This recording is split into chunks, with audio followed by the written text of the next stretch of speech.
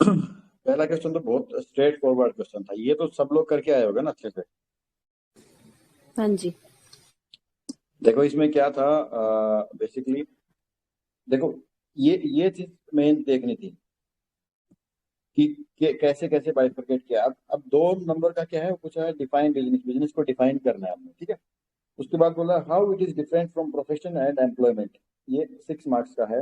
And support your answer with relevant examples, फिर examples जो है वो 2 मार्क्स। इस तरीके से आपकी जो है वो चेकिंग होगी। तो पहले आपने क्या था, इसमें बिजनेस की डेफिनेशन लिखनी थी, ठीक है, कि बिजनेस क्या होता है। उसके बाद डिफरेंस बताना था, तो बेटर है ऐसे आपने किया होता तो सबसे बढ़िया था कि यहाँ पे बिजनेस, प्रोफेशन एंड एम्प्लॉयमेंट, ठीक है, लिख के। और साथ में ही इसमें एग्जांपल लिखते चले जाते हर पॉइंट पर कि भाई बिजनेस के क्या क्या एग्जांपल होते हैं, जैसे कि बताओ सोल प्रोप्राइटरशिप हो गया, पार्टनरशिप हो गया, ठीक है, इस टाइप में। प्रोफेशन क्या हो गया, जैसे डॉक्टर है, इंजीनियर है, ये इस टाइप के। एम्प्लॉयमेंट मतलब भाई full time, part time employment, ये सब हो गया, ठीक है। तो ऐसे एक एक एग्जाम्पल भी देना था आपको साथ में। फिर बिजनेस का भाई मेन मोटो क्या होता है, प्रॉफिट कमाना होता है। प्रोफेशन क्या होता है भाई, आप एक स्किल सीखी है आपने, उसके ऊपर आप काम कर रहे हो। एम्प्लॉयमेंट मतलब आप एक इनकम पा रहे हो, अपनी नौकरी कर रहे हो, ठीक है। तो आई होप ये क्वेश्चन जो है सब लोगों का मैनेज हो गया होगा। यस और नो? यस सर, ये तो ऐसे ही करके आए हैं। हाँ, एग्जैक्ट सर, एग्जैक्ट ऐसे ही किया है ये। चलो ठीक है, फिर तो अच्छी बात है। ठीक है, नेक्स्ट क्वेश्चन पे चलते हैं। अरे ये तो शायद मैंने प्रैक्टिस में डाला भी होगा ये क्वेश्चन, इस टाइप में, मतलब लैंग्वेज थोड़ा अलग होगा, लेकिन ये शायद करवाया गया। ये याद आ रहा है, कहीं मॉक में डाला है हमने शायद। ये क्या आप लोगों ने देखो, प्राइवेट कंपनी, ये 10 मार्क्स का ही है, जिसमें नहीं लिखा हो सीधा पूरा 10 मार्क्स का है। तो इसमें एक स्टेटमेंट दे दी, फिर बोल रहा है उसको क्रिटिकली एग्जामिन करो। Private company organization is a compromise between partnership, मतलब कि एक तरफ पार्टनरशिप हो गया, एक तरफ पब्लिक कंपनी हो गया। मैं जस्ट वैसे बता रहा हूँ, लिखने का ऐसा नहीं है। प्राइवेट कंपनी हो गया, इसके बीच में पब्लिक, और इसके बीच में प्राइवेट कंपनी हो गया, ठीक है। तो ये इन दोनों के बीच में कॉम्प्रोमाइज है, ना तो ये बन पा रहा है ना ये बन पा रहा है, इसको एक्सप्लेन करना, ठीक है। तो ये किया है आप लोगों ने? नहीं सर, ये टाइम नहीं किया। ये नहीं अटेम्प्ट किया, ये जिसने सर ये अटेम्प्ट किया है वो बताओ कोशिश क्या की थी, किया है। हाँ कोशिश की थी मैंने।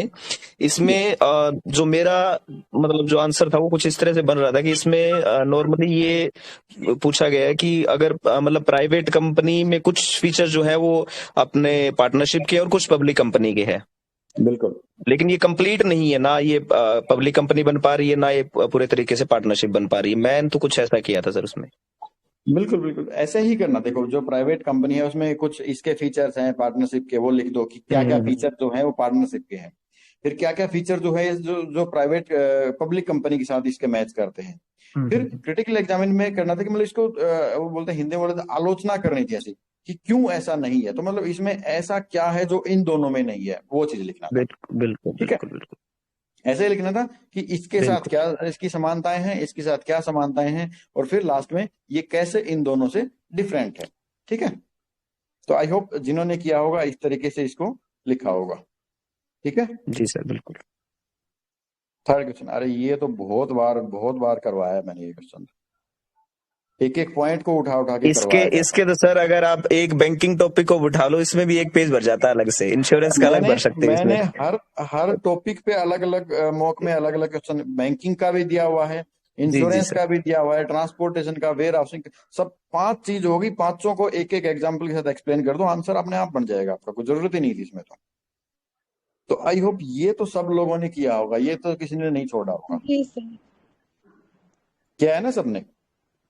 सर। Definitely sir definitely. चलो ठीक है, इसमें तो कुछ एक्सप्लेनेशन की जरूरत नहीं है, तो सबसे इजी क्वेश्चन यही लग रहा है मुझे पेपर का। हाँ ये क्वेश्चन जो है थोड़ा सा, काफी लोग इसमें थोड़ा सा, देखो इसमें क्या है, एक तो स्ट्रक्चर ऐसा है। पोछा लगा दो। अब इसमें अच्छे से दो बंद कर तरीके देना, का हवा है, आती है। या तो फाइव इसमें प्लस सर फाइव आई में थिंक यस। या इसमें ऐसा है कि मतलब पहले जो इससे पूछा गया कि थर्ड पिलर क्यों बोलते हैं इसको ग्लोबल ऑर्गेनाइजेशन का, तो हम जो डब्ल्यूटीओ को थोड़ा सा डिफाइन करने के बाद उसके जो बहुत अच्छे एडवांटेज है जो वो पूरे इंटरनेशनल ट्रेड को जो वो कैप्चर करता है उसके बारे में बता सकते हैं। फिर उसमें बोला गया है कि इसको कुछ लोग जो है आर्ग्यू करते हैं कि ये गलत क्यों है। तो गलत वो इसलिए इसलिए बताया गया सर, जैसे कि हमारे जो डेवलप्ड कंट्रीज है ज्यादा उनका ज्यादा इस पे डोमिनेंस रहता है, ठीक है, तो उस तरह से ये इसके कुछ लिमिटेशन बता सकते थे। मैंने ऐसा किया सर अटेम्प्ट इसको। ओके, अगर ये थर्ड पिलर है तो बाकी दो पिलर कौन से हैं? वर्ल्ड बैंक और IMF शायद। हाँ, तो वो लिखा है आप लोगों ने? थोड़ा सा जी जी उस जी चीज के बिल्कुल। बारे में होना चाहिए कि तीसरे नंबर पे है तो पहले दो नंबर पे कौन है, थोड़ा सा उनको बताओ। जी जी फिर तीसरे नंबर पे ऐसा क्या इंपॉर्टेंस है इसका कि इसको थर्ड पिलर कहा गया है? कि देखो, वर्ल्ड बैंक एंड IMF जो है वो क्या कर रहे हैं भाई, इकोनॉमिक हेल्प कर रहे हैं आपको, थोड़ा सा मतलब इकोनॉमिकली गाइड कर रहे हैं, लेकिन यहाँ पे रूल्स ऑफ ट्रेड जो है वो यही डिसाइड करता है कि कैसे ट्रेड होगा, किन देशों के बीच में होगा, क्या टैरिफ हम्म। रहेगा, ये सारी चीजें WTO डिसाइड करता है। इसलिए ये जो है थर्ड पिलर कहा गया है बिजनेस का, ग्लोबल बिजनेस का, ठीक है। फिर इसको रॉन्ग ट्रेड ऑर्गेनाइजेशन क्यों कहा गया है? क्योंकि काफी जगह पे जो जैसे कि इन्होंने बताया कि जो डेवलप्ड कंट्रीज हैं या फिर जो पावरफुल कंट्रीज हैं वो अपनी मनमानी चलाते हैं वहां पे, ठीक है। लेकिन अब देखो, इसमें एक चीज और है कि क्रिटिकली कमेंट, तो वहां पर आप ना एक दो एग्जांपल दे सकते थे। मैंने एक बार पहले ये मॉक में क्वेश्चन दिया था कि वर्ल्ड बैंक कह रहा हूँ, WTO ने कुछ रिसेंट रूलिंग दी होंगी जिसमें हो सकता है कि अमेरिका के खिलाफ हम अपना केस जीत गए हों, या फिर किसी बड़ी कंपनी के खिलाफ कोई छोटा देश केस जीत गया हो। तो वहां पे यस सर, वो पेटेंट का था। इस स्टेटमेंट को हम रिफ्यूट कर सकते हैं कि ठीक है, वो बोलते हैं कि ये रॉन्ग ट्रेड ऑर्गेनाइजेशन है। हालांकि क्यों बोलते हैं? क्योंकि जो डेवलप्ड या फिर पावरफुल कंट्रीज हैं उनकी वजह से इसमें डोमिनेंस है। लेकिन रिसेंटली ऐसा ऐसा हुआ है कि इंडिया ने या फिर किसी लेस डेवलप्ड कंट्री ने किसी डेवलप्ड कंट्री के अगेंस्ट WTO में अपना केस जीता है। तो हमेशा ये नहीं कह सकते कि रॉन्ग ट्रेड है, कहीं ना कहीं ये ट्रेड बैलेंस को मेंटेन करने में हेल्प करता है। मतलब इस क्रिटिकली कमेंट के लिए हम वो चीज भी यूज कर सकते थे उसमें। किया है बेटर है, नहीं किया है तो भी कोई दिक्कत नहीं है, मैनेज हो जाएगा। अगर आपने इन दोनों स्टेटमेंट को एक्सप्लेन भी किया है तो वो भी सफिशिएंट रहेगा। बट आप एक्स्ट्रा क्रेडिट के लिए, एक्स्ट्रा अपना इफेक्टिवनेस दिखाने के लिए आंसर में वो चीज यूज कर सकते थे। वो मैंने मॉक में डाला था, अगर जिसने वो पॉइंट्स तैयार किए होंगे तो हो सकता है वो यहाँ पे जरूर डाले होंगे कि रिसेंटली, मतलब कोई भी रिसेंटली क्या, पहले भी कभी भी WTO में क्या है, जो रिड्रेसल मैकेनिज्म है कि मान लो कोई देश किसी चीज से सेटिस्फाई नहीं है, वो रिड्रेसल कमेटी को जाता है WTO को कि भाई ये जो दूसरा देश है ये हमारे साथ ऐसा कर रहा है, हमारे प्रोडक्ट के ऊपर जो है ये ज्यादा टैरिफ लगा रहा है। उस केस में वो उस टाइम पे फिर वो केस जाता है रिड्रेसल कमेटी के सामने, वहां रेजोल्यूशन होता है, फिर वहां पे फाइनल फैसला आता है कि भाई हाँ, एक्चुअल में ये जो देश है वो गलत कर रहा है, इसको ऐसा नहीं करना चाहिए। तो वो एक तरीके का वो इस जो रॉन्ग ट्रेड ऑर्गेनाइजेशन है इसको कहीं ना कहीं रिफ्यूट करता है कि एक्चुअल में इसके पास कुछ पावर्स भी हैं जो कि ऐसे छोटे कंट्रीज के टैरिफ से रिलेटेड या किसी भी चीज से रिलेटेड उसको रिजोल्व भी करता है, ठीक है। तो ये दोनों को अगर एक्सप्लेन भी किया है तो बेटर है। और उसके साथ साथ ये क्रिटिकल एग्जाम है, क्रिटिकल में देखो यहाँ पे जो मैं बता रहा हूँ वो नहीं लिखने का भी कोई इफेक्ट ज्यादा नहीं पड़ेगा। क्यों? क्योंकि ये दोनों स्टेटमेंट ही एक दूसरे को क्रिटिसाइज कर रही है। पहली स्टेटमेंट अच्छा बता रही है, दूसरी स्टेटमेंट बुरा बता रही है। तो अगर आपने इन दोनों स्टेटमेंट को ही एक्सप्लेन कर दिया होगा तो भी कोई प्रॉब्लम नहीं है, आपका अच्छा ठीक ठाक स्कोर उसमें आने का चांसेस रहेगा, ठीक है। यस, इसके रिगार्डिंग किसी को कोई और डाउट है तो एक बार पूछ सकते हो। और इसका मैं एक थोड़ा टाइम दो मुझे, 1 या 2 दिन का, मैं पूरा पेपर का एक सॉल्यूशन आप लोगों को प्रोवाइड करा दूंगा जो मॉडल आंसर होना चाहिए कि इस टाइप से आप लिखते तो अच्छा रहता, ठीक है। तो अभी के लिए ज्यादा डीप में ना जाके जस्ट जो मैं बता रहा हूँ उस टाइप से अगर आपने किया है तो ठीक है, आपका पेपर सही गया है, ठीक है। तो इसमें कोई डाउट है तो बताइए अभी मुझे। ओके, नो डाउट, ठीक है। नेक्स्ट। अरे ये भी मॉक में दिया हुआ है, मुझे ढूंढ के निकालने पड़ेंगे, बट मैं ज्यादा वो आई हवाबाजी थिंक वाली बात वन ऑफ नहीं द कर रहा। Simplest question of this question paper sir. Yes yes, बताओ इसमें क्या करके देखिए। एक तो ये चीज देखी कि नहीं किसी ने, 8+2 दिया हुआ है, ठीक बिल्कुल दी है। है सर, बिल्कुल दी है। हाँ, इसमें आई थिंक इसने एक क्वेश्चन में ही दो पूछे हैं कि पहले तो इसने पूछा है कि वेरियस सोर्स क्या है फंड के, और दूसरा बता रहे हैं कि क्या फैक्टर इसको डिफाइन करते हैं कि कौन कौन से फैक्टर आप ध्यान में रखोगे जब आप किसी भी सोर्स को यूज करोगे। ठीक है, तो बताइए क्या क्या करके आए हो आप? और इसमें सर मैंने तो यही शेयर हो गया, बॉन्ड्स हो गया, कमर्शियल पेपर हो गया, ये सारे किए हैं। यस, और क्या बताओ?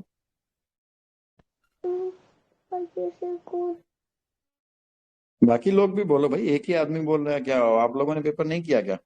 सर ऐसे ओनर्स फंड और ऐसे बोरोड फंड्स करके लिखा है थोड़ा सा, मतलब जो आई थिंक इन्होंने क्लासिफिकेशन कर दी होगी सर। सर हाँ, उसको करके ना। इसमें करंट सिनेरियो के अकॉर्डिंग पूछा हुआ है जो फिलहाल में यस आए यस, हुए हैं। वही मैं देख रहा हूँ कि इस चीज को सर- कौन नोटिस करेगा कि जो current economic electoral scenario bond है को वो भी एक एक्सप्लेन वर्ड किया है। है, जैसे द हिंदू न्यूज़पेपर में मैंने पढ़ा था कि इलेक्टोरल बॉन्ड्स है जो पॉलिटिकल पार्टीज को इशू किए जाते हैं, उसमें उनका नाम मेंशन नहीं होता, और ट्रांसपेरेंसी के लिए वो उसमें सारा रिकॉर्ड गवर्नमेंट को दिया जाता है कि कहाँ से फंडिंग आई है और कहाँ जाएगी, उसमें ट्रांसपेरेंसी इस टाइप से।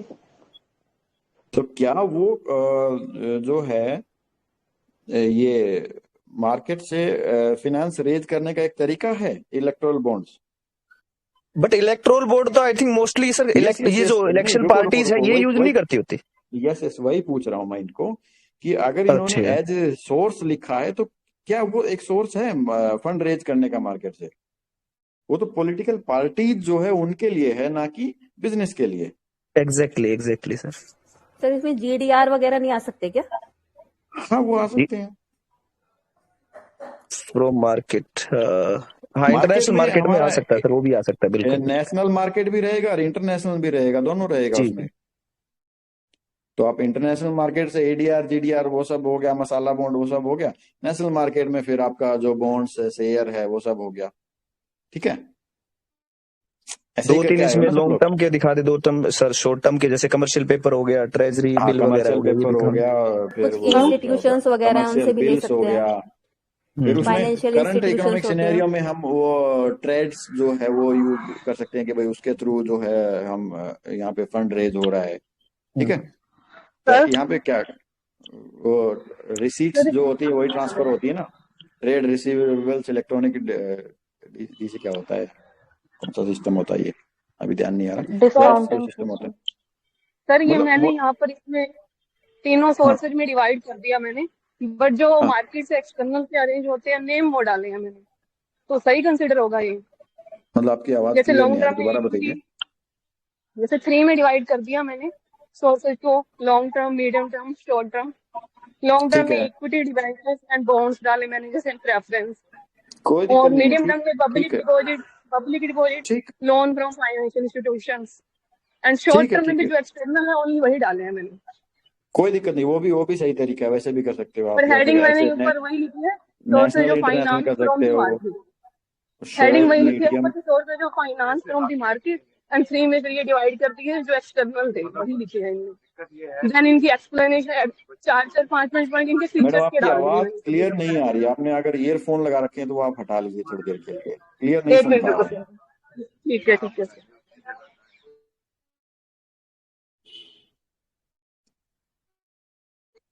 हेलो यस यस, बताइए। सर, ये ठीक माना जाएगा क्वेश्चन मेरा फिर? एक बार दोबारा से रिपीट कर देंगे, आपको क्लियर नहीं सुन रहे थे हम। मतलब आपने ऐसा लिखा है ना शॉर्ट मीडियम लॉन्ग टर्म में, और उसमें जो भी होंगे उनको फिर आगे डिफाइन कर दिया, ऐसा ही ना?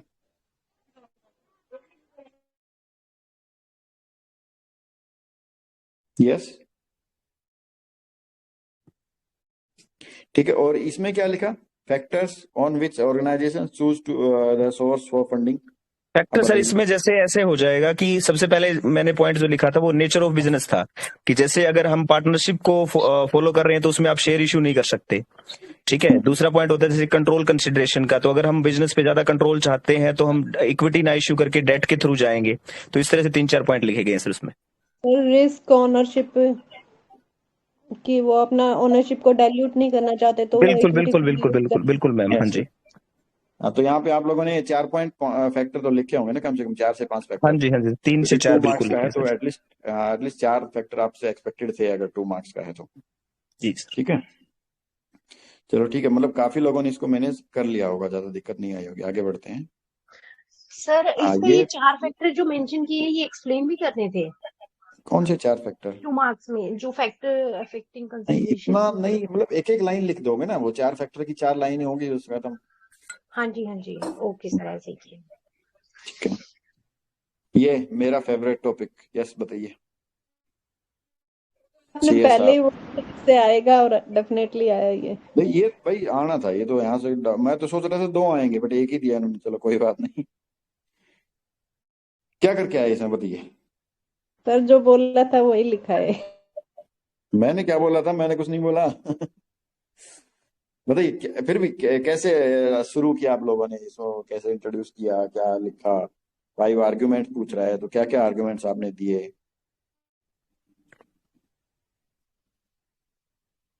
यस। ये सबसे पहले सीएसआर को थोड़ा सा डिफाइन किया, और उसको सीएसआर को फिर सस्टेनेबल डेवलपमेंट के साथ लिंक करने की कोशिश की। फिर ये देखा गया, उसमें लिखे कि जो ये आप जो सस्टेनेबल डेवलपमेंट जो चाहते हैं, तो हमारी जो कॉर्पोरेट सोशल रिस्पॉन्सिबिलिटी है वो कैसे इसके लिए जो है वो रिस्पॉन्सिबल हो सकती है, जैसे लॉन्ग टर्म ग्रोथ के लिए है। तो मैंने तो सर ऐसे मैनेज किया था इसको, बाकी आप सर बता मैंने दीजिए। ऐसे नहीं लिखा है, इसमें यही आएगा, ग्रोथ के लिए, गुडविल के लिए बेनिफिट होगा आपको, जैसे इसमें लिखा है सर सभी में। यस, और कोई बताओ।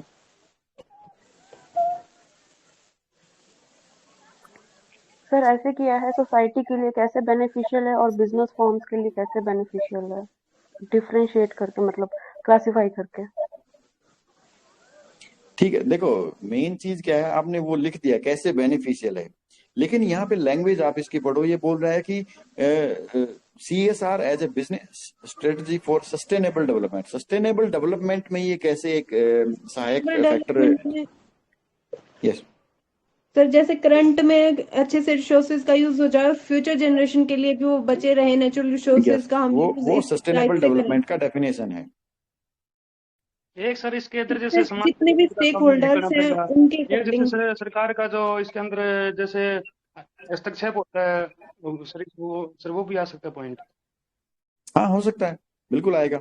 लीगल गवर्नमेंट डिसाइड कॉन्सेंट्स के करेगी अंदर, ना कि बिल्कुल आपको बिल्कुल सर, इतना हाँ जी। परसेंट जो है एज ए CSR यूज करना है, वो लिख सकते हो। जी जी। लेकिन जो मेन चीज है वो ये पूछ रहा है कि कैसे CSR एक सस्टेनेबल डेवलपमेंट में हेल्प कर रहा है, और इसमें बोल रहा है सब्सटेंशिएट, आपको साबित करना है ये चीजें एटलीस्ट 5 आर्ग्यूमेंट्स के साथ। तो क्या 5 आर्ग्यूमेंट आपने क्या क्या लिखे हैं, मुझे बताइए कोई भी।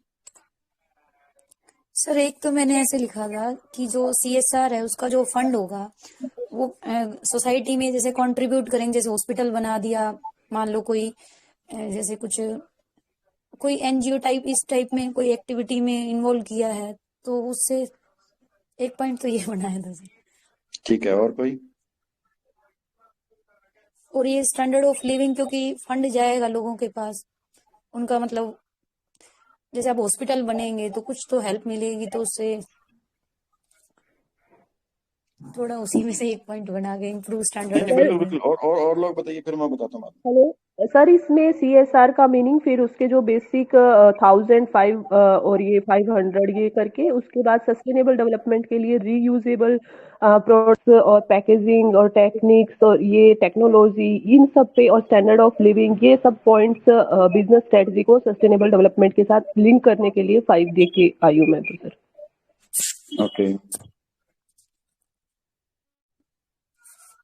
एक जैसा ऐसे टेक्निक यूज करें, या फिर मतलब अपनी उसमें कि जैसे पोल्यूशन ना हो, तो इस टाइप से भी।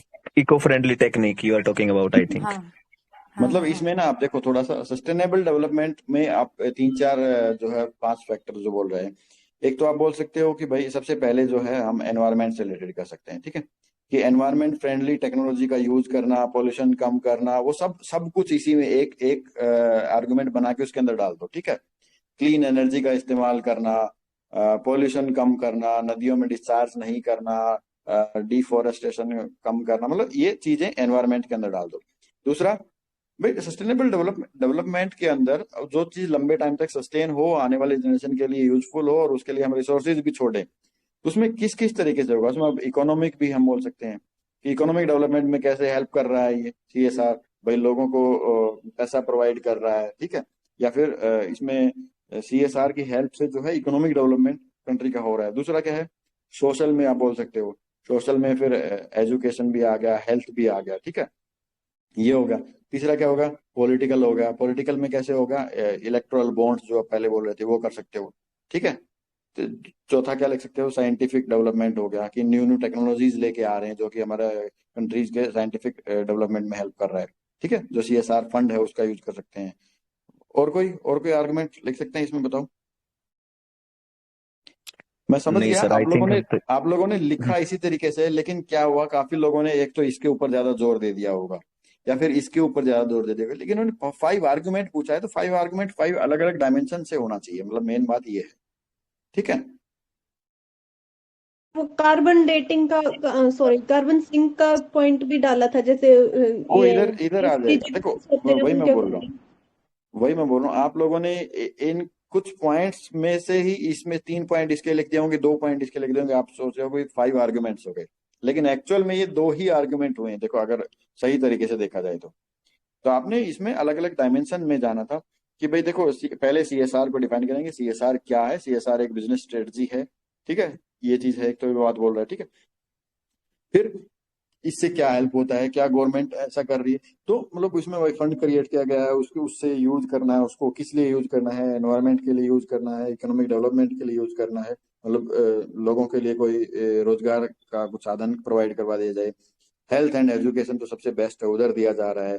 पॉलिटिकल में इलेक्टोरल बॉन्ड्स हो गया। साइंटिफिक में न्यू टेक्नोलॉजीज का इस्तेमाल किया जा सकता है कि भाई मान लो किसी इंस्टीट्यूट का कोई बड़ी कंपनी जो है, जैसे कि टाटा है, ये सब जो है छोटी छोटी कंपनीज को हेल्प कर रहे हैं, उसमें उनके अपनी जो है टेक्नोलॉजी प्रोवाइड कर रहे हैं ताकि वो भी अच्छा बूम हो जाए। तो वो ये सारी चीजें इंटरलिंक्ड हैं, ऐसा नहीं है कि ये सब अलग है।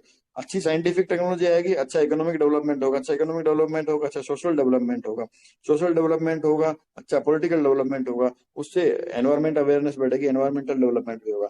ये सब चीजें इंटरलिंक्ड हैं। अगर आप लोगों ने 7-8 पॉइंट लिखे हैं तो ठीक है, उसमें आपका आंसर जो है मैनेज हो जाएगा, लेकिन ये एक स्टैंडर्ड तरीका था इस आंसर को लिखने का, ठीक है। हो सकता है और भी हो, कोई आप लोगों का अप्रोच अलग रहा होगा, तो मैं ये नहीं कह रहा कि जो आप लोगों ने लिखा है वो गलत है, लेकिन ये एक आप नॉर्मल अप्रोच इसमें चुन सकते थे कि इस तरीके से आप करना था आपको, ठीक है।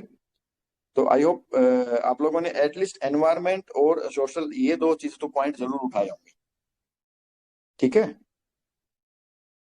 लोग आ रहे हैं, जा रहे हैं, परेशान हो रहे हैं, कैसा गया कैसा नहीं। यस, हाँ, ये सबसे ज्यादा डिस्प्यूटेड क्वेश्चन था पेपर का। बताइए इसमें क्या लिखे हैं आप लोग। तो इसमें पेस्टल कोर्स वोट को ये जो हाँ ये जो पेस्टले एनालिसिस था सर, उनके अलग अलग जो ये एलिमेंट्स हैं उसके बीच में कुछ लिंक एस्टेब्लिश करने की कोशिश की थी, बट आई थिंक ये लग रहा है कि कहीं ना कहीं गड़बड़ कराए हैं हम लोग। इन्वायरमेंटल एनालिसिस के जो एलिमेंट है वो पूछे गए इन्होंने, हम इन्वायरमेंट के एलिमेंट करके आए हैं। यस, सही बोलो। काफी लोग जो है इसमें एनवायरमेंट से लिंक करके पॉल्यूशन हो गया या फिर वो सब ओजोन डिप्लेशन वो सब हो गया, लेकिन नहीं। देखो सीधी सी कॉमन सेंस की बात है, कॉमर्स का पेपर है, आपकी एनवायरमेंट की जानकारी थोड़ी ना पूछेगा वो, समझ रहे हो ना ये बात। कॉमर्स का एग्जाम है तो एनवायरमेंट की आप ये नहीं पूछेगा कि आपको एनवायरमेंट की कितनी नॉलेज है, और एनवायरमेंट में हम एनवायरमेंटल एनालिसिस नहीं पढ़ते हैं कभी। ये एनवायरमेंटल एनालिसिस जो है आपका, जैसे कि SWOT हो गया या फिर पेस्टल हो गया, ठीक है, ये सब चीजें इसके जो एलिमेंट्स हैं, फिर मतलब जैसे कि इन सब के बीच में क्या लिंकेज है वो आप को एक्सप्लेन करना था, ना कि जो आप बोल रहे थे कि पॉल्यूशन या फिर गैसेस, ओजोन, डिफोरेस्टेशन, वो सब नहीं करना था। ये क्या मैं SWOT लिखा है, SWOT लिख के एलिमेंट्स को सर। हाँ बोलिए। या मैंने SWOT के एलिमेंट एक दूसरे से रिलेट करके एग्जांपल डाल दिए, तो कंसेप्ट सही होगा या नहीं? ठीक है, वो सही है। देखो मेन चीज क्या है ना, इस स्पेशली इस क्वेश्चन में अगर आपने इन दोनों में से कुछ भी लिखा है ना तो आपको ठीक ठाक मार्क्स मिलेंगे, क्योंकि यहाँ पे अब क्या हो गया, कॉन्ट्राडिक्शन हो गया। एग्जामिनर देखेगा ये चीज तो देखते ही काट देगा, ये देखेगा थोड़ा खुश हो जाएगा कि हाँ आपको इस चीज की नॉलेज थी, आपने कुछ लिखा है। तो ये यहाँ पे पेस्टले अगर सही है सर इस क्वेश्चन के हिसाब से, पेस्टले तो मैं पूरा इसको एक्सप्लेन करके आया हूँ सर ढंग से। ठीक, देखो आप SWOT करके आए हो, पेस्टल करके आए हो, कोई दिक्कत नहीं है। अरे मतलब मेन चीज क्या है ना, यहाँ पे क्या हो गया, दो चीजों के बीच में लड़ाई होगी, सही और गलत की। इसमें आपने कुछ भी लिखा है ना, आपको मार्क्स मिलने का पूरा चांसेस है, लेकिन यहाँ से मार्क्स नहीं मिलेगा। तो एग्जामिनर जो है ये चीजें आपके आंसर में ढूंढेगा, ये आपने लिखा है तो डेफिनेटली आपको मार्क्स मिलेगा उसमें। ठीक है, सर अगर यहाँ पे ऐसे लिखा है कि जैसे लोग इसको एनवायरमेंट से लिंक करके आए हैं, जो कि नहीं करना था, वो नहीं करना था। ये बिजनेस कॉमर्स से रिलेटेड था, यहाँ पे बिजनेस एनवायरमेंट की बात कर रहे हैं यहाँ पे। यस, बोलिए, कौन बोल रहे थे? सर अगर ऐसे लिखा है जैसे कि पॉलिटिकल का बता दिया, तो पॉलिटिकल का बाकी जैसे इकोनॉमिक सोशल, अगर पॉलिटिकल कोई चेंज होता है तो इकोनॉमिक सोशल टेक्नोलॉजिकल इन सब पे क्या इफेक्ट पड़ता है, ऐसे करके लिखा है अगर। हाँ, सही लिखा आपने, सही है सर बिल्कुल। हाँ सर हाँ बोलिए, हाँ बोलिए। जैसे यहाँ पर मैंने स्पोर्ट को लिखा स्ट्रेंथ एंड, मैंने जैसे थ्रेट को आपस में रिलेट किया, स्ट्रेंथ एंड अपॉर्चुनिटी को विद एग्जांपल रिलेट किया बिजनेस से, कि ये स्ट्रेंथ हो तो देन हम इस वजह से थ्रेट को फेस कर सकते हैं, इस वजह से एग्जांपल से डाल दिए दो को, जैसे स्ट्रेंथ को अपॉर्चुनिटी को रिलेट कर दिया, फिर देन स्ट्रेंथ एंड थ्रेट को रिलेट किया, वीकनेस और अपॉर्चुनिटी को, ऐसे 5-6 पॉइंट्स डाल दिए इनको रिलेट करके विद एग्जांपल, बिजनेस एग्जांपल। तो सही कंसिडर होगा ये या रॉन्ग सही, होगा? बिल्कुल सही होगा, सही होगा, सही होगा। आपने इसको ओनली एक्सप्लेन किया है, इसमें लिंक किया है, वो भी सही है, इसमें लिंक किया है, वो भी सही है। ठीक है, दोनों सही है आपके। ठीक है,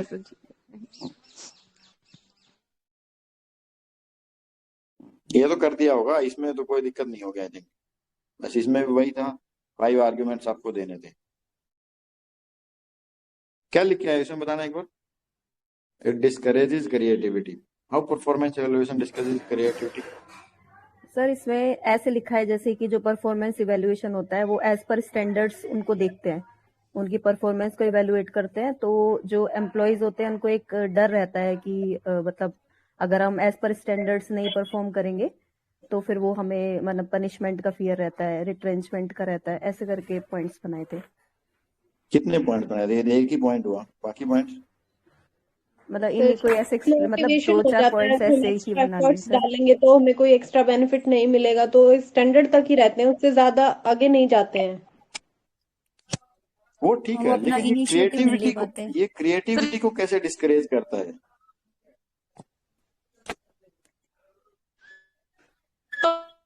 जैसे स्टैंडर्ड सेट हो गया, कोई एम्प्लॉय है वो स्टैंडर्ड से ज्यादा अच्छा कर सकता है अपनी क्रिएटिविटी का यूज करके, लेकिन वो स्टैंडर्ड सेट है कि ऐसे ही करना है, तो वो लिमिट कर देता है, कॉन्स्टेंट है एक तरीके से।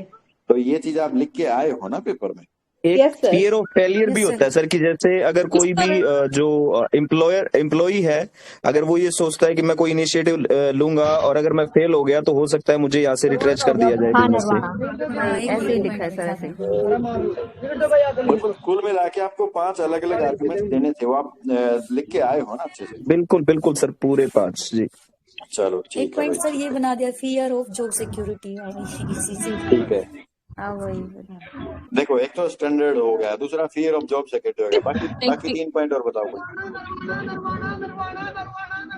अरे इंडिविजुअल निर्वाणा खुद बात पे कर ही लेगा फोकस ना। करेगा, ऑर्गेनाइजेशन कोऑपरेशन पे जाता है किसी उसे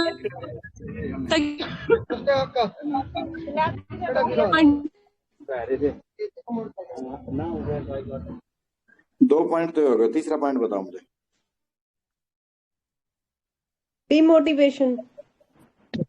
वो तो यहाँ ऑलरेडी लिख दिया ना, डिस्करेज या क्या डिमोटिवेशन, उसमें बताइए कि क्या बोलना चाहते हो? सर वो जैसे स्टैंडर्ड सेट कर दिया, अगर उसको एक्स्ट्रा बेनिफिट नहीं मिलेगा कि वो क्रिएटिविटी से कुछ अच्छा कर सकता है, उसको एक्स्ट्रा बेनिफिट नहीं मिलेगा तो वो सर उस लिमिट तक ही सेट रहेगा। तो वो तो सर यहीं पे यही लिख पॉइंट देंगे हम, लिखा फिर है आगे तीसरे point. Sir, no extra benefits ऐसे करके भी लिखा है, उसको एक्सप्लेन कर दिया। ये पॉइंट बनाया है सर, नो एक्स्ट्रा बेनिफिट्स ऐसे करके। ओके, नो एक्स्ट्रा बेनिफिट्स हैं।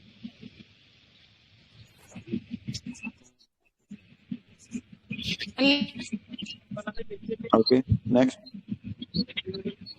Less support from the higher authority, मतलब टॉप लेवल जो मैनेजमेंट है वो इतना सपोर्ट नहीं करता कि आप हमारी जो पॉलिसीज है उसको जो है वो एक एक करके बोलो भाई, एक एक करके बोलो। Sorry sir. हाँ, एक कोई भी बोलो, कोई दिक्कत नहीं है। जो भी बोल रहे हैं, कौन बोल रहे हैं, आपकी आवाज क्लियर नहीं आ रही है मैडम, या तो आप एक बार डिस्कनेक्ट करके कनेक्ट कर लीजिए।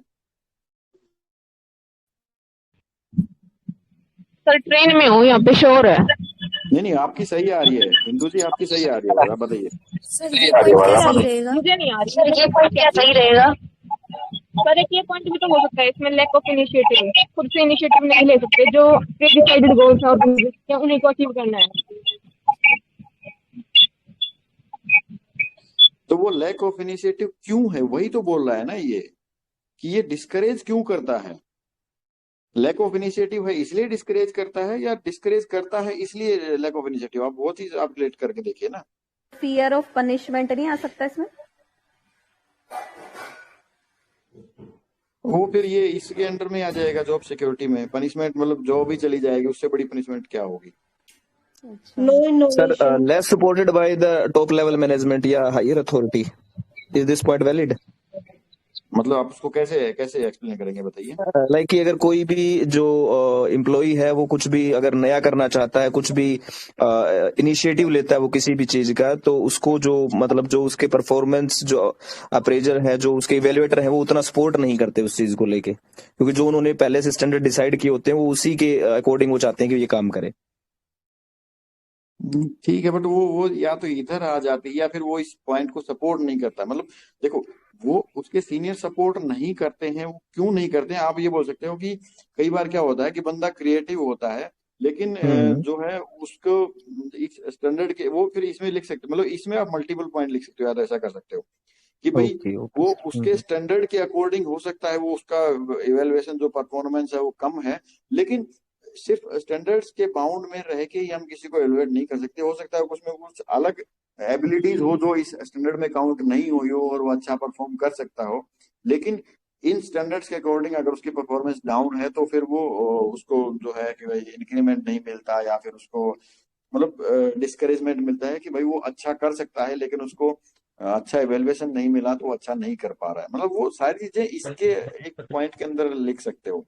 मतलब ज्यादा पॉइंट नहीं मिले तो इसके अंदर में आप सब पॉइंट बना के लिख दो, इसके अंदर में लिख क्या दो। ये पॉइंट सही है? जो रेटर है वो बायस हो जाता है कई बार, क्योंकि मान लो जो उसके नियरेस्ट हैं तो उन्हीं को ही ज्यादा, तो इससे भी क्रिएटिविटी डाउन हो जाती है। हेलो, मतलब अब वही बात हो गया कि परफॉर्मेंस इवेल्युएशन उसको कैसे डाउन करता है, उससे सर क्रिएटिविटी डाउन कंटिन्यूअस हो जाती है। Monitoring methods like personal observation जो है कंटिन्यूअस मॉनिटर करते हैं एम्प्लॉयज को। सर इसमें जैसे इनएबिलिटी है वो फिर पता चल जाती है उनकी, और फिर वो डिमोरलाइज हो जाते हैं, ये भी मतलब इसमें आप ये बात आप जो इनिशिएटिव। पर्सनल ऑब्जर्वेशन जो है वो यहाँ पे हम लिख सकते हैं, या पर्सनल बायसनेस लिख सकते हैं। हाँ ये लिखा पर्सनल बायसनेस। हाँ, एक पॉइंट और बताओ कोई। एक सर जैसे कि क्रिएटिविटी के लिए सर फ्रीडम है, तो वो सर फ्रीडम इसमें एम्प्लॉयर एम्प्लॉय के रिलेशन भी अच्छे नहीं रहते सर।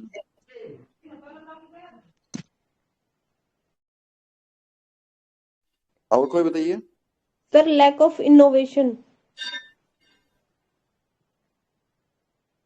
फिर उससे क्या, उसको हम कैसे लिंक करेंगे, यहाँ पे थोड़ा एक्सप्लेन कीजिए। सर क्रिएटिविटी से कुछ नया कर सकते हैं, लेकिन स्टैंडर्ड अगर सेट है तो उससे कुछ नया कर नहीं पाएगा, वो जो स्टैंडर्ड है उसी के अकॉर्डिंग काम तो वो करना है फिर फिर। ऑलरेडी इसमें ही कवर हो गया।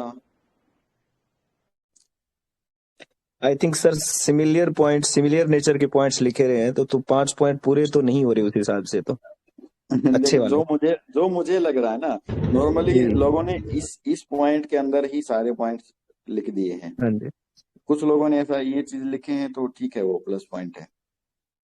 ठीक है, एक जो एम्प्लॉयर रिलेशन बोल रहे थे वो इसमें आ जाता है पर्सनल ऑब्जर्वेशन।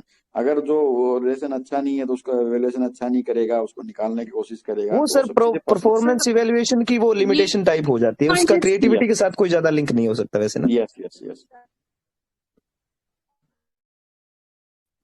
ठीक है, मतलब कुल मिला के आप लोगों के जो पॉइंट्स हैं वो मैनेजेबल हैं, ऐसा नहीं, मतलब गलत नहीं है वो। मैं फिर से वही बात बोल रहा हूँ, आप ये मत सोचना कि आपने ये नहीं लिखे तो आपका गलत हो गया। पॉइंट्स सारे वैलिड हैं, आपने सही लिखा है, लेकिन उसको थोड़ा और वाइड लिख सकते थे। और देखो, उस लिमिटेड टाइम में इतनी चीजें दिमाग में नहीं आती है, नेचुरल चीज है। ठीक है, तो इसमें परेशान होने की जरूरत नहीं है कि मैंने ये 4 पॉइंट बता दिए, आपने सिर्फ 2 ही लिख के आए, उसमें ज्यादा लिख के आ गए तो वो गलत हो गया। गलत कुछ नहीं होता है, वो हो सकता है एग्जामिनर का पॉइंट ऑफ व्यू इसी में अटक के रह जाए, वो सबने ही ऐसा लिखा हो तो वो भी इन चीजों के बारे में ना सोच पाए। ठीक है, तो इसमें ज्यादा ये मत सोचना कि मैं ज्यादा बता रहा हूँ आप कम लिख के आए हो तो फिर भाई परेशान हो जाओ, ऐसा मत करना। ठीक है, yes, operating risk is associated with cost structure, whereas financial risk is associated with the capital structure of a business concern. Critically examine this statement, और 3+7 में दिया, मतलब ये कैसे करके आए? सर इसमें जो कॉस्ट शीट होती है ना, जैसे प्राइम कॉस्ट और उसकी एडवर्टीजमेंट कॉस्ट, सेलिंग कॉस्ट को ऐड करके कॉस्ट ऑफ प्रोडक्शन, तो उसमें वो रिस्क है कि कैसे कितनी कम करनी है और प्रॉफिट कितना, मार्जिन कितना सेट करना है, कि उसका प्रोडक्ट का प्राइस कैसे सेट करना है, वो सारा एक्सप्लेन कर दिया कॉस्ट स्ट्रक्चर उस रिगार्डिंग। और फाइनेंशियल में कैपिटल स्ट्रक्चर को एक्सप्लेन कर दिया, जैसे कॉस्ट ऑफ कैपिटल से किस किस से कौन से सोर्स से हमें रेज करना है फाइनेंस, उस टाइप से कि हम फिक्स्ड जो हमारा इंटरेस्ट है हम पे आउट कर सकते हैं कि नहीं कर सकते हैं। अच्छा ये बताओ, ये इसको और इसको किसने डिफाइन किया पहले कि ये दो क्या चीज है?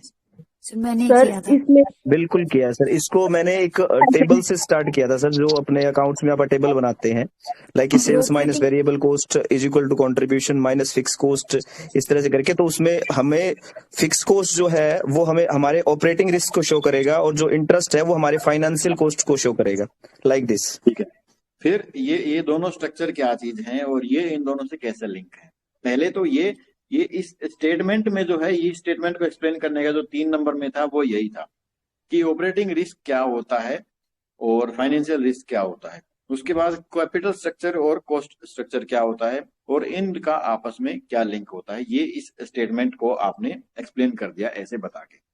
ठीक है, उसके बाद बोल रहा है कि क्रिटिकली एग्जामिन दिस स्टेटमेंट, इसमें हम क्या लिखोगे बताओ? सर इसमें अगर वो फिक्स कॉस्ट हमारी कंट्रीब्यूशन से ज्यादा होगी तो लॉस में जाएंगे, ऑपरेटिंग रिस्क हो जाएगा। और वही सेम फाइनेंशियल लीवरेज के साथ में अगर हमारी रिवेन्यू जो है वो डिविडेंड और इंटरेस्ट से ज्यादा है, दैट मीन्स हमें डेब्ट ऑप्ट करना चाहिए, ट्रेडिंग ऑन इक्विटी मिलेगी। और अगर ये दोनों कम है तो फिर हमें ये हो जाएगा, फाइनेंशियल रिस्क हो जाएगा, यानी कि हम फिक्स कॉस्ट जो है वो भी बियर नहीं कर पा रहे कैपिटल की। और कोई बताओ?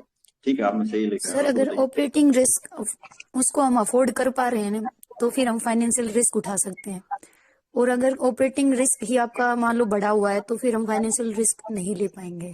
थोड़ा ऐसे लिंक करके लिखा था। ओके, और कोई बताओ? ऑपरेटिंग रिस्क के सर एग्जांपल बता दिए, फाइनेंशियल रिस्क के एग्जांपल बता दिए, फिर थोड़ा उसको रिलेट। ठीक है, और कोई बताइए?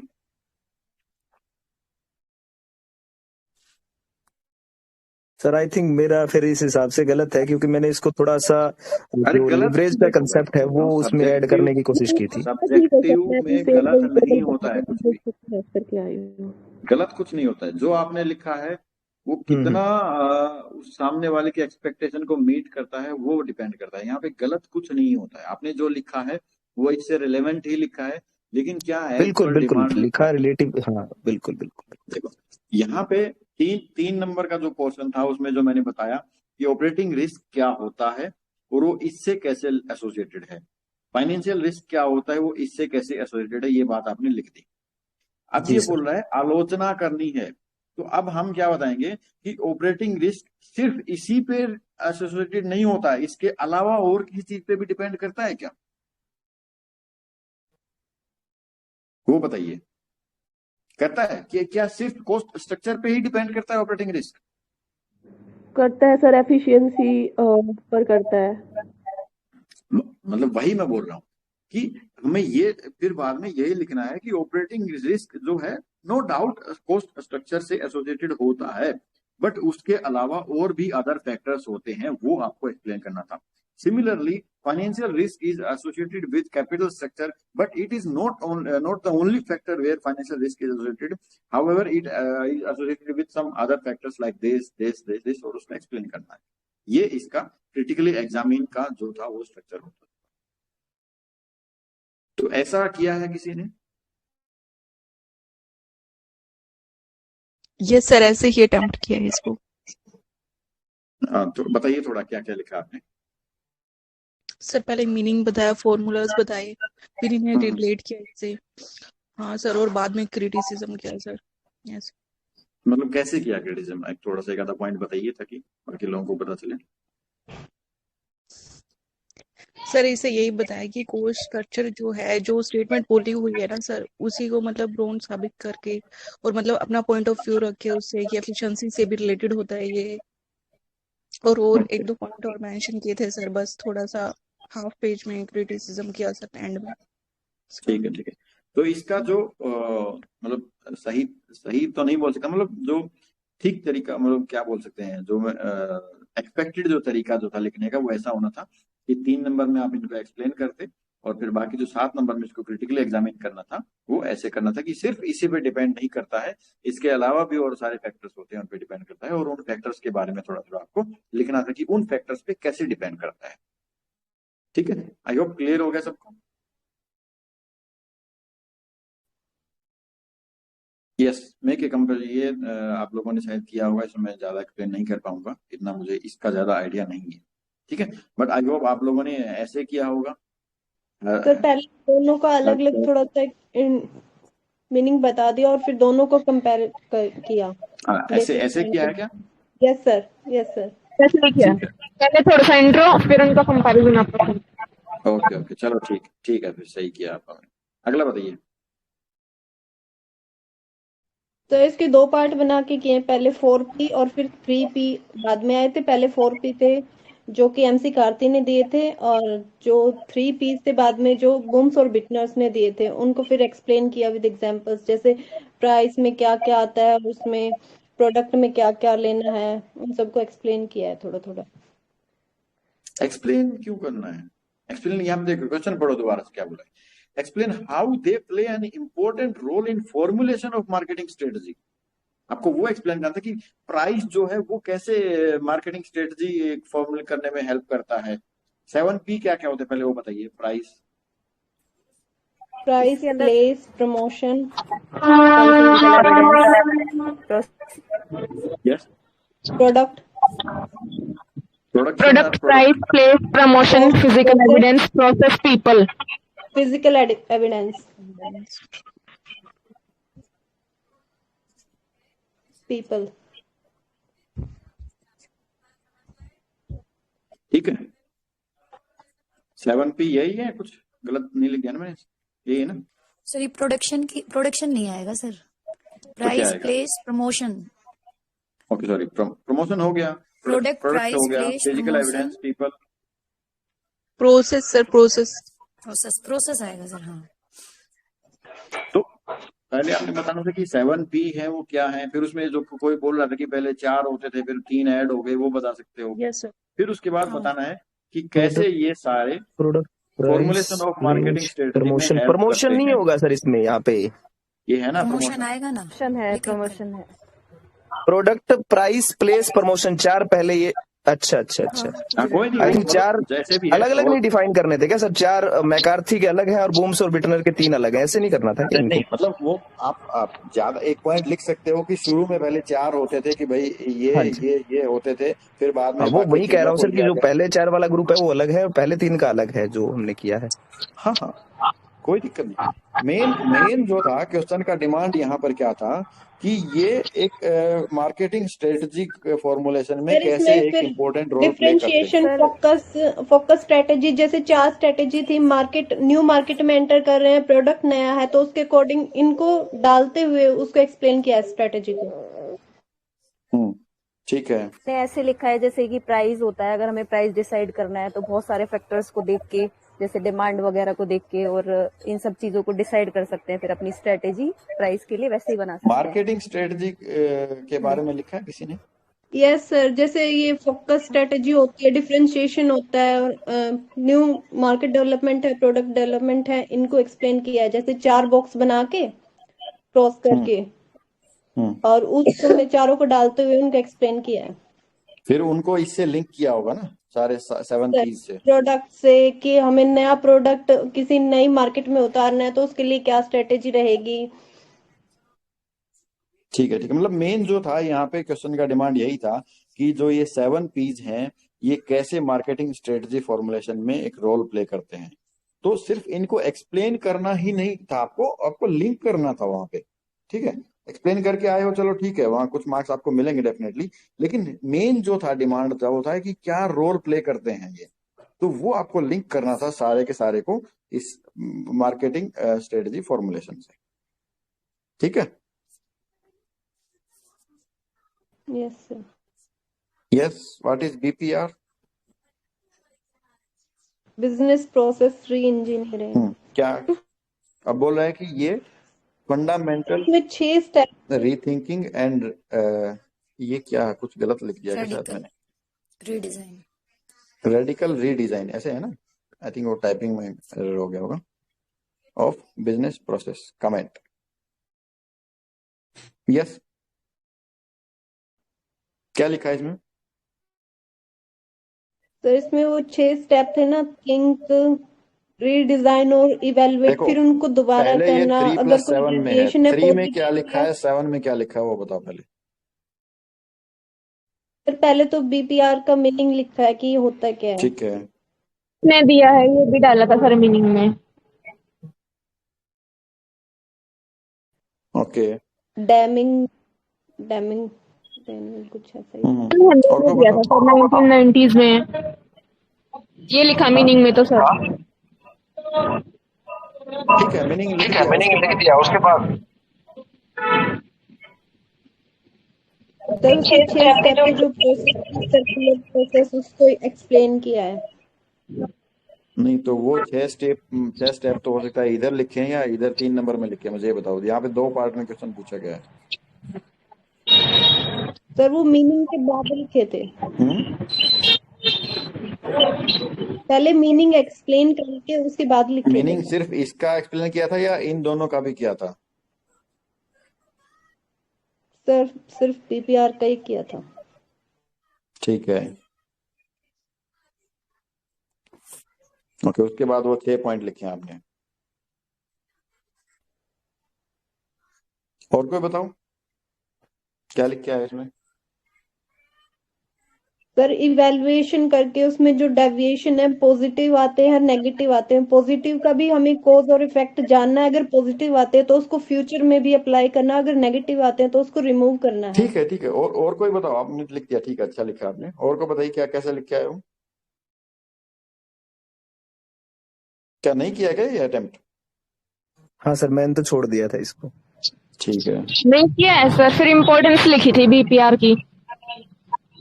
जी सर, मैंने भी इम्पोर्टेंस ही लिखी थी, और थोड़ा ये लिखा है, इसको जब करते हैं तो थोड़ा फैक्टर ध्यान में कुछ फैक्टर ध्यान में रखने हैं, तो थोड़ा बस ऐसे ही मतलब लिखा है। इसमें क्या ये पॉइंट आप भी लोगों ने बीपीआर को इन दोनों से लिंक किया है, मैं ये पूछ रहा हूँ।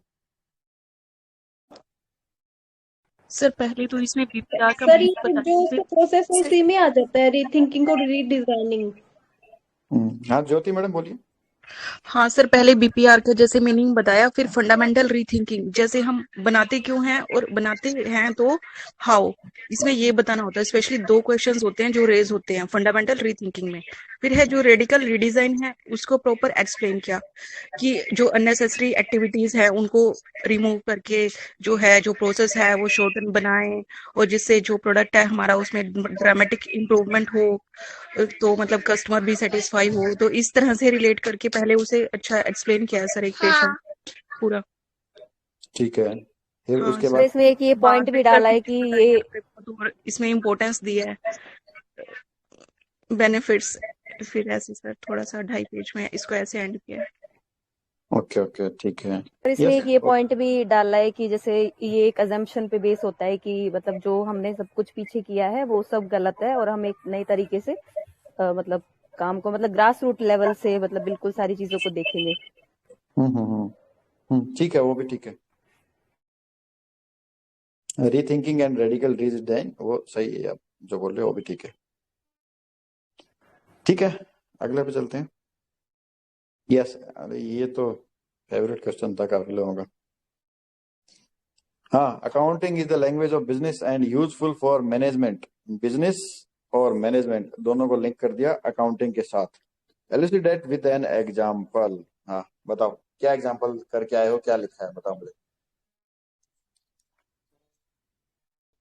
सर जैसे ये सभी जितने भी सर इसके जो पक्षकार होते हैं, जैसे कि इसका स्वामी होता है, जैसे सर जो पूर्तिकर्ता होता है, इन सबको सर जितनी जो भी आवश्यक जानकारी होता है तो वो सर उनको प्रोवाइड करवाता है ये। इसलिए वो उसकी भाषा होगी सर।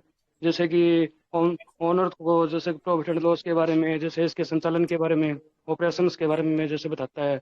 जैसे कि पूर्तिकर्ता होता है उनको सर इनकी जैसे शोध करने की क्षमता के बारे में इसको बताता है सर। ठीक है। जैसे कि उनको सर जैसे वो कोई डिसीजन लेते हैं, कोई काम करते हैं, तो उनको बहुत सारी जानकारी की जरूरत होती है सर, तो वो उनको सर प्रोवाइड करवाता है। जैसे कि सेल्स के बारे में, जैसे कि एक्सपेंसेस के बारे में, इनकम्स के बारे में, ये नहीं कहाँ कहाँ से जनरेट हो रही है, ऐसे सर। ठीक है, ठीक है। और फिर बताओ क्या लिखे है। पहले तो अकाउंटिंग का मीनिंग एक्सप्लेन किया था, डेफिनेशन दे दी। अकाउंटिंग अमेरिकन अकाउंटिंग एसोसिएशन के अकॉर्डिंग क्या है, और फिर मैनेजमेंट को थोड़ा एक्सप्लेन किया, फिर इन दोनों को इंटरलिंक किया। जैसे क्रेडिट पॉलिसी है, उसके रिगार्डिंग हमें अकाउंटिंग से इंफॉर्मेशन लेती है। फ्यूचर में अगर हमें क्रेडिट पॉलिसी लिबरल करना है या स्ट्रिंजेंट करना है उसके रिगार्डिंग, और कैश मैनेजमेंट कैसे करना है उसकी इंफॉर्मेशन हमें अकाउंटिंग के थ्रू मिलती है। ठीक है। सर और इसमें कोई मैनेजमेंट के लिए अलग से ऐसे बता सकते थे क्या कि वो प्लानिंग के लिए, आगे कंट्रोल के लिए ऐसे करके हेल्प करती है अकाउंटिंग? एग्जैक्टली, बिल्कुल बता सकते थे। ओके। और कोई बताओ। सर स्टार्टिंग में हमें ये बताना है कि जैसे इसमें जो मैंने बताया है कि अकाउंट्स एक बिजनेस के लिए लैंग्वेज का काम कैसे करती है, ताकि वो जो भी इंफॉर्मेशन होती है जो इसके यूजर्स होते हैं, जैसे अभी एक भाई साहब कह रहे थे कि जो उसके मतलब स्टेक होल्डर हैं, अब वो हिंदी में क्या बोल रहे थे मुझे ध्यान नहीं, जैसे उसके मैनेजमेंट हो गया या जो उसके एम्प्लॉय हो गए, जो अलग अलग स्टेक होल्डर है, उनको क्या क्या इन्फॉर्मेशन प्रोवाइड करता है। और फिर इनको ये दिखाया, उसमें बताया कि मैनेजमेंट के लिए जो अकाउंट्स है ये कैसे हेल्पफुल होता है। जैसे कि हमें ये डिसीजन लिया है कि हमें अगले साल जो है वो 20% से सेल हमारी इंक्रीज करवानी है, तो उसके लिए अकाउंट्स हमारी हेल्प कैसे करेगा कि हमारे पास उतना रॉ मटेरियल अवेलेबल है, क्या हमारे पास उतनी लेबर उस क्वांटिटी में अवेलेबल है, कुछ इस तरह से। क्या ये एग्जाम्पल आप लिख के आए हो ना? जी जी सर, बिल्कुल बिल्कुल, क्योंकि इसमें एग्जाम्पल के साथ ही इन ये चीजों सर को एग्जांपल्स डाले हैं। एग्जाम्पल लिखा सर, बिल्कुल बिल्कुल, मैंने ठीक है, सेल्स फिर वाला सही है। एग्जाम्पल दिया उसमें वैसे। ओके ओके, गुड, सही है। फिर तो न्यूमेरिकल स्किप कर रहे हैं, बाद में उसका सॉल्यूशन मैं प्रोवाइड करवाता हूँ आप लोगों को। यस, ये डीबीएमएस, कुछ लोग बोले थे डीबीएमएस गलत आ गया, क्या आ गया पता नहीं, कुछ कुछ लिखा था मैसेज में। करके आए हैं मेरिट्स एंड डीमेरिट्स, ये तो आसान सवाल था। Yes sir.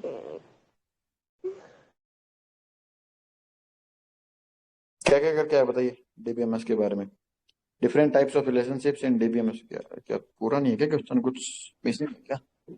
यस सर, ये क्वेश्चन पूरा है सर। सर पहले डीबीएमएस का एक्सप्लेन किया थोड़ा सा। होता है क्या, डाटाबेस को इकट्ठा करना है एम्प्लॉयज का, जितने भी वर्कर्स काम कर रहे हैं। ये क्विक मतलब इसकी मेरिट्स बता दी कि टाइम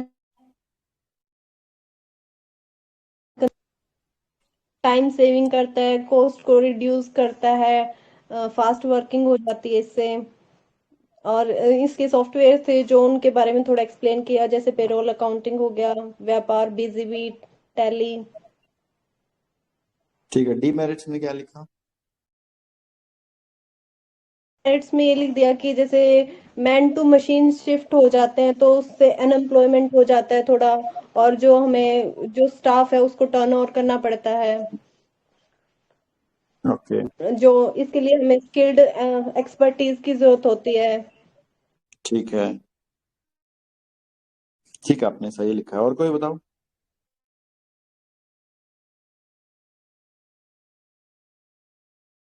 एक सर जैसे हम इसको स्टार्ट करते हैं तो सर शुरुआत में ज्यादा कॉस्ट आती है इसके ऊपर, जैसे कि एम्प्लॉयज है वो भी सर इसका विरोध करते हैं। क्यों करते हैं विरोध? क्योंकि उनको सर अपनी नौकरी जाने का खतरा होता है सर, क्योंकि वो न्यू टेक्नोलॉजी हो जाती है, वो सीखना नहीं कर चाहते। पाऊंगा या नहीं कर पाऊंगा। तो ये बात आप लिख के आए हो ना उसमें पेपर में? Yes sir. हाँ, ठीक है। फिर तो ठीक है। देखो, अगर जैसे मैं बता रहा हूँ उस तरीके से आपने 10 से 12 क्वेश्चन भी अगर इस लेवल पे किए हैं जैसे मैंने एक्सप्लेन किया है, तो डेफिनेटली आपका सिलेक्शन कोई रोक नहीं सकता। और 15 क्वेश्चन का बहुत सारे लोग बोल रहे हैं कि हम 15 करके आए हैं, तो आई होप 15 में से कम 10 क्वेश्चन जो है उन्होंने बहुत सही तरीके से लिखे होंगे। क्योंकि देखो 3 घंटे का टाइम, उसमें पूरे 15 के 15 एकदम इफेक्टिव वे में लिख पाना थोड़ा सा मुश्किल हो जाता है सभी के लिए, एक एवरेज स्टूडेंट के लिए। तो अगर 15 में से 10 क्वेश्चन आपने बहुत सही लिखे हैं और बाकी जो 5 क्वेश्चन थे उसमें 1 से 2 पेज या 1.5 पेज आप मैनेज कर पाए हो, तो डेफिनेटली आपको ठीक ठाक स्कोर मिलने वाला है।